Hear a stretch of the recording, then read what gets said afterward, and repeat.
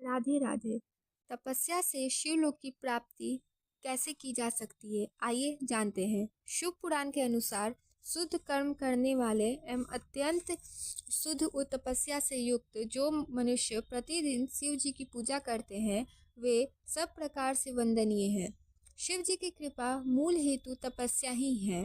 तप के प्रभाव से ही देवता, ऋषि और मुनि लोग स्वर्ग में आनंद प्राप्त करते हैं। जो पुरुष इस मनुष्य को जन्म पाकर अपना परम कल्याण नहीं करता है वह मरने के बाद काल तक शोक करता रहता है। सभी देवताओं एवं असुरों के लिए यह मनुष्य जन्म अति दुर्लभ है, अतः उसे प्राप्त करके वैसा कर्म करना चाहिए जिससे नरक में न जाना पड़े। जब तक शरीर स्वस्थ रहे तब तक धर्म आचरण करते रहना चाहिए, क्योंकि अस्वस्थ हो जाने पर मनुष्य कुछ भी करने में असमर्थ रहता है। जिन्होंने शिव शिव तथा हर हर इस नाम का उच्चारण इस जन्म में किया उन्हें नरक और यमराज से भय नहीं होता है।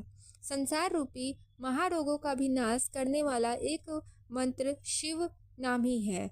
इसके अतिरिक्त अन्य कोई उपाय नहीं दिखाई देता है। मूर्ख प्राणी अधर्म का आचरण करने से हजारों जन्मों तक जन्म मरण के चक्र में घूमता रहता है और उसी अधर्म के कारण अंधकार में पड़ा रहता है। अतः मनुष्य किसी श्रेष्ठ स्थान को प्राप्त कर प्रमाद न करे और विपत्तियों को सहकर भी सर्वदा अपने स्थान की रक्षा करे। और जिस प्रकार भीतर विष्ठा से परिपूर्ण घट बाहर से शुद्ध होता हुआ भी अपवित्र ही होता है, उसी प्रकार शुद्ध किया हुआ यह शरीर भी अपवित्र कहा गया है। दुष्ट आत्मा तीर्थ स्नान से अथवा तपो से कदापि शुद्ध नहीं होता है।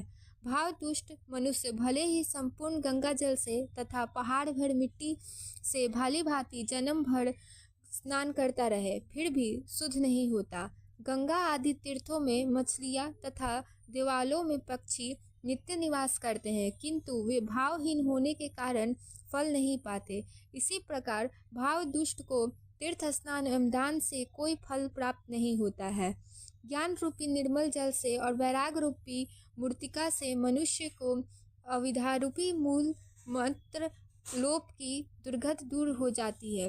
बुढ़ापे से ग्रस्त हुआ मनुष्य असमर्थ रहता है, अतः यौनावस्था में ही धर्म आचरण कर लेना चाहिए।